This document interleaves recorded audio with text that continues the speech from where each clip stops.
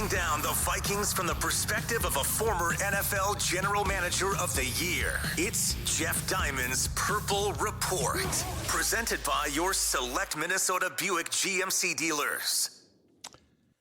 Welcome to Jeff Diamond's Purple Report, brought to you today and every Monday during the Viking season.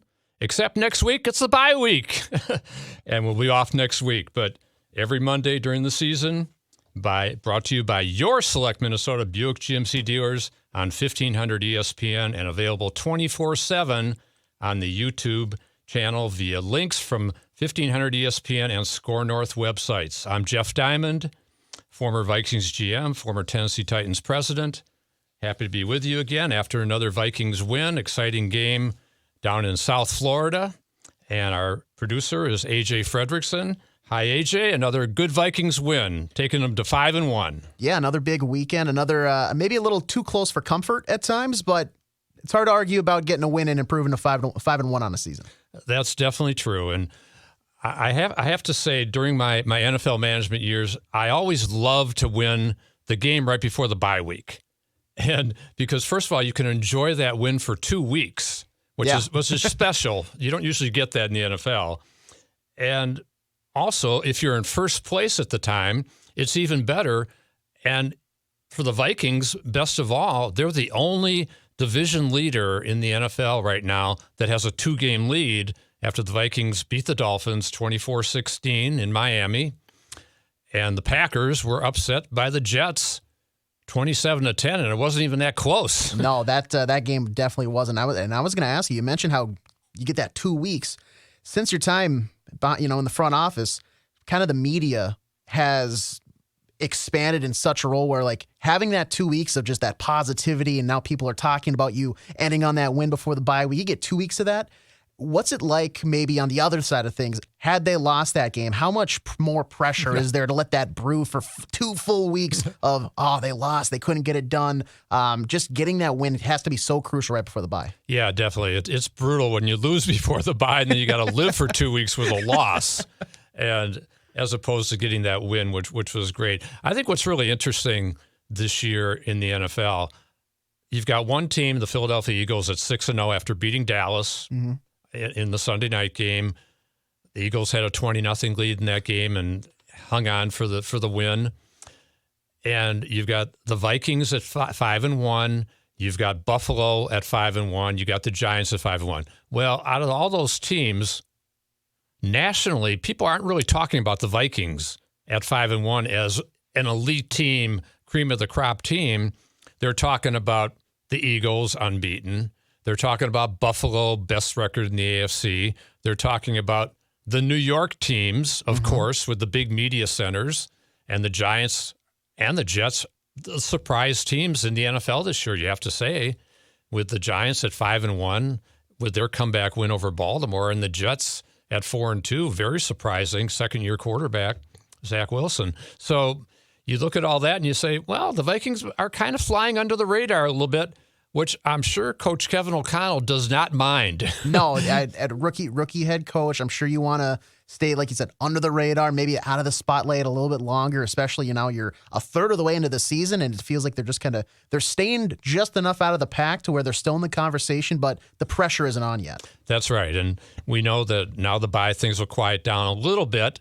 And coming out of the bye, you look at the schedule, it's kind of interesting from the standpoint that there could be opportunities to get a couple more wins. Arizona next on the schedule. That'll be our next show after the Arizona game. Halloween night will be here for that next show after the Cardinal game on October 30th at home. And so opportunity there. The Cardinals are not playing great. They're 2-4. They lost in Seattle yesterday. Didn't score an offensive touchdown.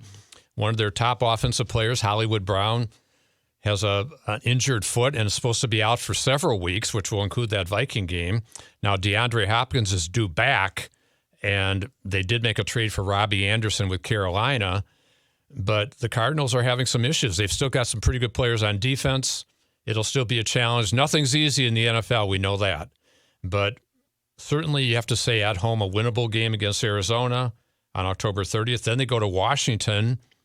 The Washington Commanders I don't really trust Carson Wentz as a guy that is an elite guy anymore. I'm not sure his own coach trusts him no, either. And they should have lost to the Bears last Thursday on that last second play when Darnell Mooney can't quite catch the ball in the end zone and is out of bounds at the 1-yard line. So at Washington, then it's going to get tough. Then you go at Buffalo and you face the Dallas Cowboys here on November 20th before the Patriots come in on Thanksgiving night. So certainly a number of tough games ahead on the schedule, but the opportunity, I think, is there to get to 7-1, which would be fantastic. And when you break it all down, I think what's interesting schedule-wise, and we've talked about this before, 5-1 is a fantastic start. I had them, when I made my preseason prognostication, I had them at 4-2 at this point. I didn't think they were going to win in Miami in that heat, and they put them on the sunny side of the field. 120-degree temperature was the measurement, and Kirk Cousins talked about that. Keeping the defense on the field, the Vikings had 10 3-and-outs in the game, and he almost was apologizing for the defensive guys having to be out so much. 35 minutes of time possession Miami had in this game, doubled up in yardage in the game, but total yards, a very misleading stat because the key stat in that game were the turnovers. But as I said, at 5-1, if they go 6-5 the rest of the way, that's an 11-6 season. That's going to be a playoff team. If they go 7-4, that's 12-5, probably wins the division, the way the Packers are inconsistent this year, especially on offense. And if they go 8-3, that's a 13-4 season and probably a top 2 seed in the NFC and home field advantage. So the 5-1 start is really critical. But I think what we saw again yesterday, the Vikings clutch late in games, and that continued in Miami. The defense forcing fourth quarter turnovers, 2 big turnovers in the fourth quarter out of 3 in the game. The offense waking up with some big plays down the stretch. And we're going to go to our highlights now, courtesy of Kenny Albert and Jonathan Vilma of Fox. And let's start out with early in the game. The Vikings, 3 3-and-outs, their first 3 series were just dismal. And finally they get it going, second quarter, and a touchdown pass from Kirk Cousins to Irv Smith Jr. Is to win. They're going to be at the top of the screen. First and goal. Cousins looking end zone. Throws. Touchdown. It's the tight end, Irv Smith. Then late second quarter, 28 seconds left in the second quarter, and the Vikings were up 7-3 at that point. Kind of amazingly that they're actually ahead because the Dolphins had dominated time possession, but just self-destructing that Miami team. And obviously we know they went into the game, Tua Tagovailoa, their starting quarterback, was still in the concussion protocol. I don't think he would have made a difference in this game. The way the Vikings defensive front was getting after that Dolphins offensive line that was beat up, and Terron Armstead, their best offensive tackle, Pro Bowler, was out. And really the Vikings defenders were feasting on them. 6 sacks in this game. But a big play in the late second quarter, Harrison Smith comes up with a bobbled interception. On first down, Bridgewater over the middle, bobbled, and then a diving attempt at an interception, and Harrison Smith, we'll see if it hit the turf. What a phenomenal, savvy play by Harrison to come up with that ball. Just barely got his fingertips under the ball as Eric Kendricks is trying to knock it away almost. And so that sets up a field goal, and the Vikings are up 10-3 at the half, despite being outgained 184-100 in that first half.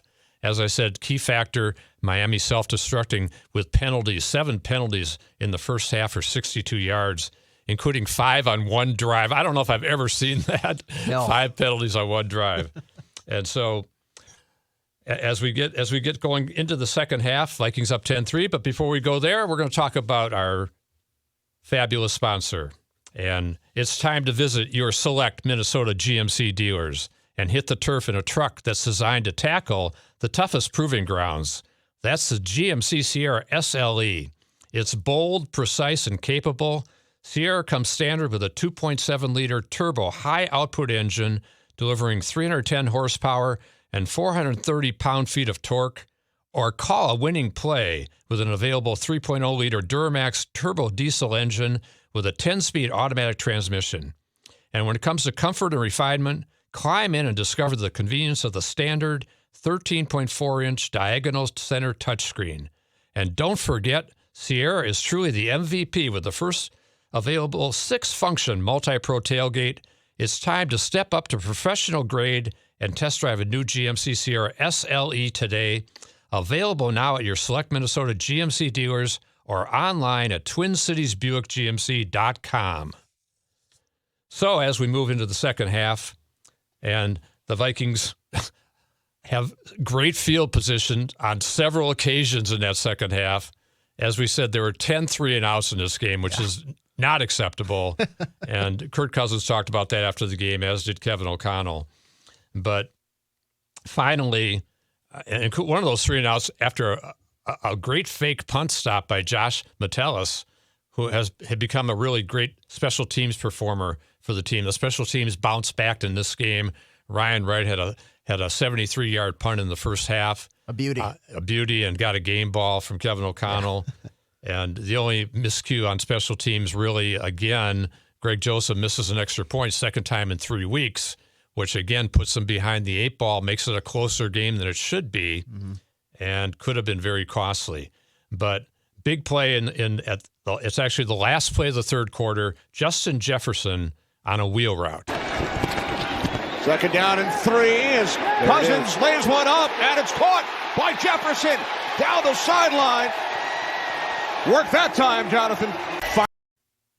And that sets up this touchdown by Adam Thielen. On second down, Cousins look right, left, now throws up the middle, and the catch is made for a touchdown by Adam Thielen. Now, one of the huge factors in this game, as we mentioned, was the performance by the defensive line, and they benefited from the Dolphins' offensive line being banged up. It was conversely a tough day for the Vikings' offensive line, too. Gave up 3 sacks to Cousins, 7 quarterback hits, and Ed Ingram, the rookie guard, had a couple of tough occasions in there where he gave up sacks and pressures, but he did come through in the running game at the end. And Za'Darius Smith, I think he is such a huge factor on this football team, and staying healthy for he and Danielle Hunter. I said before the season, I felt that was the key to this season. If Za'Darius Smith and Danielle Hunter can stay healthy all year long. Now, they didn't have DJ Wanham yesterday with an illness.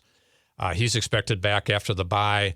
Patrick Jones, the second-year player, had 2 sacks, kind of in Wanham's role in that pass rush situation, did a great job. But Za'Darius Smith, here's one of his sacks. Second and 10, empty backfield. Bridgewater spins, wrapped up, taken down at the 35-yard line. What a game for Za'Darius Smith. And then as we came along in the fourth quarter, and as usual, the Vikings can't quite put teams away. It's okay as long as you get the W. But the Dolphins were hanging in there. Tyreek Hill is burning them on these intermediate routes, which are a concern, I think, still defensively, that bend but not break has been okay, but Tyreek Hill had a huge day. I think it was 177 yards on 12 receptions, and just was killing him on these inside routes. Jalen Waddle, too. But Waddle had an up-and-down day, and in this particular case, it's 16-10, Vikings, 4 minutes to go, Dolphins driving. Waddle catches a ball over the middle, and he's down to the Vikings' 28-yard line when Harrison Smith makes the biggest defensive play of the game. Third down and 15. Bridgewater's pass complete.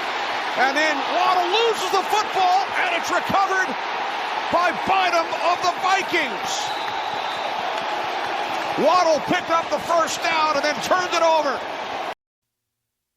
Again, another clutch performance. Harrison Smith's been doing it for 10 years, and made a great play in that particular instance, and along with the interception in the first half, certainly one of the defensive stars of this game, along with Za'Darius Smith. Danielle Hunter had a sack and 2 tackles for loss. Patrick Jones, we already mentioned. Patrick Peterson, who's been playing really well this year, had an interception and 3 pass breakups in the game. And so at that point, such a huge play, such a game-changing play, because the Dolphins look like they're going in to take the lead with 4 minutes to go. And the Vikings get the ball back, and it sets up the next biggest play of the game. Here's Cook. Dalvin Cook picks up a first down, still going, inside the 30. Cook, inside the 10, the 5, touchdown. 53 yards in his return home. And as Kenny Albert mentioned, Dalvin Cook, a Miami native, and played at Florida State, but played several games in Miami against the Hurricanes. He's never lost in Miami as a high school or college player, and now as an NFL player. And he'd been bottled up all day. At that point, or for the day, he had 12 other carries for 24 yards. But on that particular play, 53-yard touchdown run. And as we'll hear from Kirk Cousins, certainly an exciting moment for Dalvin Cook in the game. But you can't really say it clinched it, because the Dolphins came right back down the field. Teddy Bridgewater, the ex-Viking, a gutty performance despite the interceptions in the game. And Teddy, who hadn't practiced all week, gets the Dolphins back into the end zone for one more shot with an onside kick. And Cam Bynum also had an up-and-down day, but he had the big fumble recovery, and he got this onside kick recovery. So the Vikings win it 24-16. Certainly a major win despite the Dolphins' injury issues. It was a game. Miami started the season 3-0 before they started to get these quarterback concussion problems. And they've got a defense not highly ranked, but very aggressive, and certainly gave the Vikings problems. And so on this particular day, it turned into a W. And I think, as I said, total yardage stats, very misleading. And that's the case here. The Dolphins almost doubled the Vikings in yardage. But the most important stat, the 3 Miami turnovers, plus the fake punt that was stopped by Metellus, is actually a turnover on down. So the Vikings, if you're talking about, AJ, why are the Vikings 5-1? I think you can look at really 2 major reasons that the Vikings are 5-1, and really 3. First of all, they're winning these one-score games. They're now 4-0 in one-score games. They went 6-8 last year. But I think the 2 biggest factors, the Vikings are one of 2 teams in the NFL, along with the Eagles, which makes sense, that rank in the NFL's top 10 in most takeaways and fewest giveaways. And the turnover ratio, always the number 1 statistic in terms of determining wins and losses. And the Vikings have a plus 24 fourth quarter point differential. Wow. 51 points they've scored in the fourth quarter this year. One of the top, certainly, figures in the NFL. Yeah. And that's a huge factor in winning games, that they're finishing games and scoring points in the fourth quarter. So at this point, let's hear from the coach, Kevin O'Connell, and his reaction to being 5-1. Played a lot of snaps on defense. Special teams got back to who they really are. And offensively, not our best performance, way too much of a struggle today, but to find a way to score some points to help our team win. I think it speaks to the mental toughness of those guys in that locker room. We can do a lot of things as coaches better to help our guys. But I'm really, really proud to be 5-1 right now. We talked last night about any way it would take, any means necessary to get to 5-1 going into this bye. We've learned a lot about our football team. We also have learned, coaches included, we got a long way to go and a lot of room to improve, which I'm really, really excited about, not only getting that opportunity this coming week, but to get our players back here. But they've earned the right to get some time off. They've battled for us. They've done everything we asked. I love this team and cannot wait to get our next opportunity together. Came out somewhat pretty clean injury-wise. Like I said, Tyler having that group ready. It was significant temperature difference on our sideline, and our guys were ready for every snap, every next snap. We rolled guys. We played a lot of guys. Like I said, defensively, we gave up some yards, but critical plays. Only 2 penalties by our team. I think we got a mentally tough football team that will only improve from here. And Kirk Cousins had a couple of comments post-game. obviously disappointed with all the 3 and outs, but happy to get the win. Thrilled we won. For so much of the game, it didn't feel like we were playing our best football on offense, and was reminded at the end of the game when you're winning that when you don't turn the ball over, you kind of give yourself that chance to hang around. And so winning the turnover battle, I think, made a big difference in this game. Can't say enough about the way our defense played, the way our special teams played. We kept having short fields, which we didn't do enough with, but again, they just kept giving us opportunities and at-bats, and so just real positive. I'm so happy for Dalvin having that run to help kind of pull away at the end.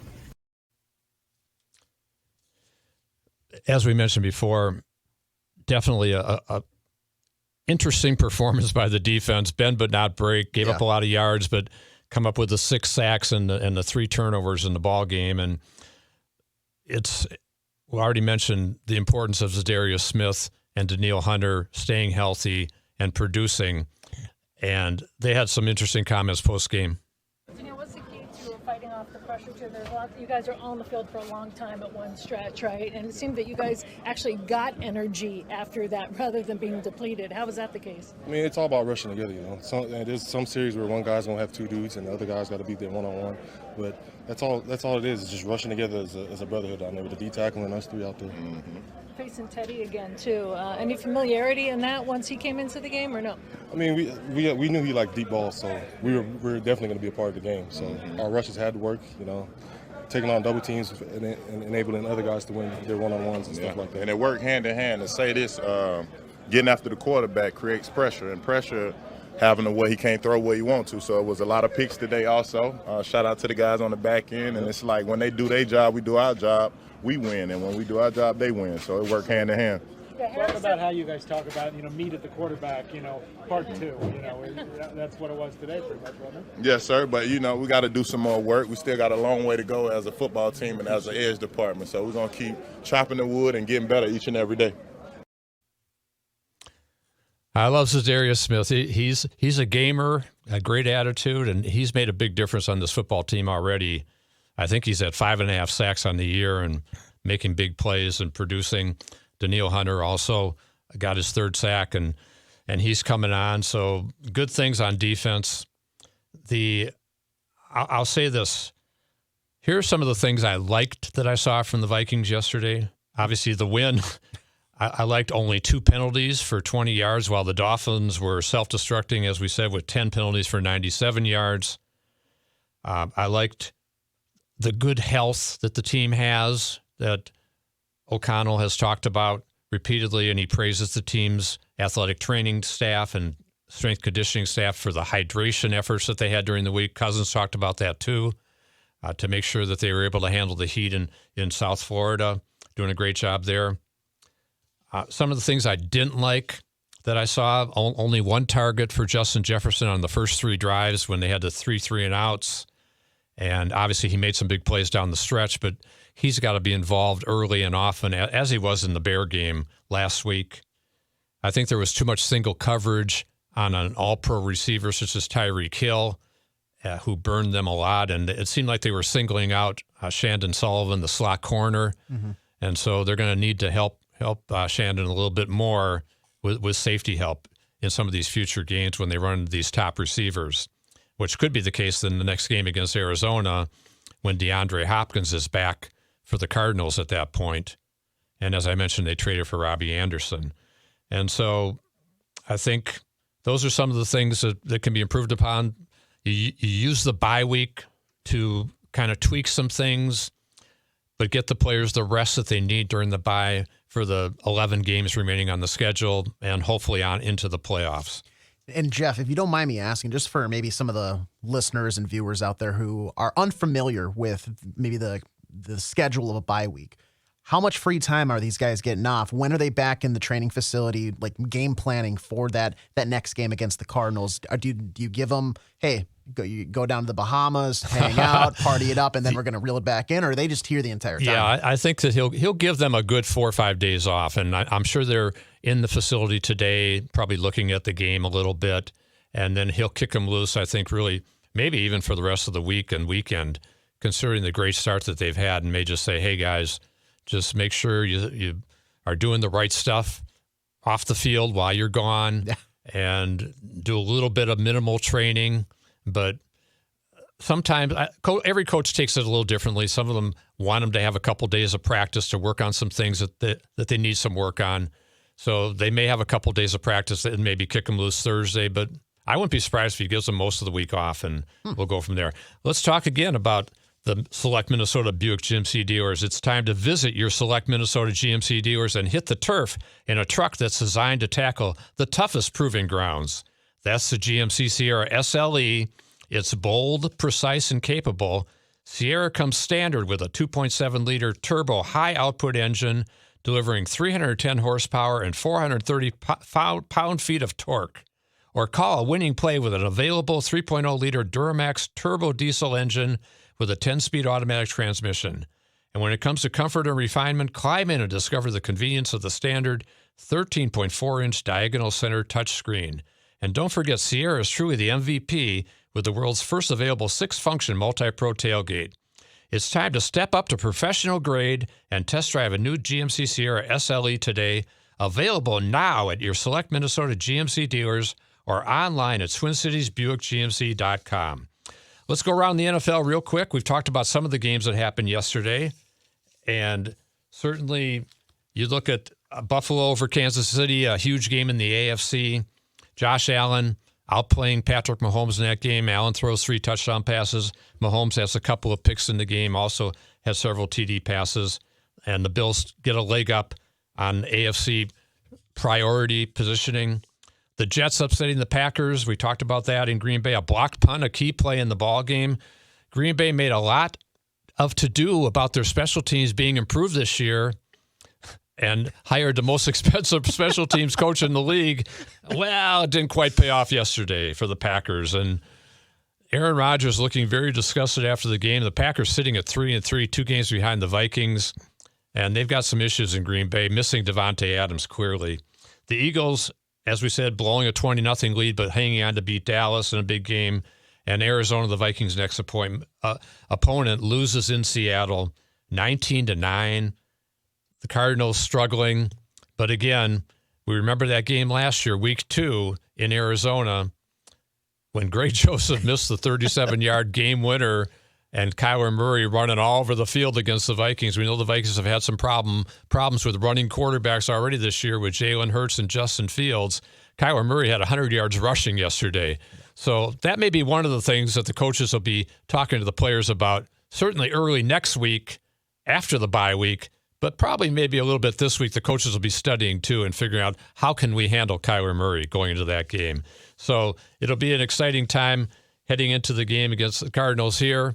And then, as we said, a tough stretch ahead for the Vikings when, after the game at Washington, they've got the Buffalo Bills on the horizon, Dallas Cowboys, and the 2 New York teams who we thought, AJ, were going to be a cakewalk for the Vikings to play them here based on how they finished the last several years.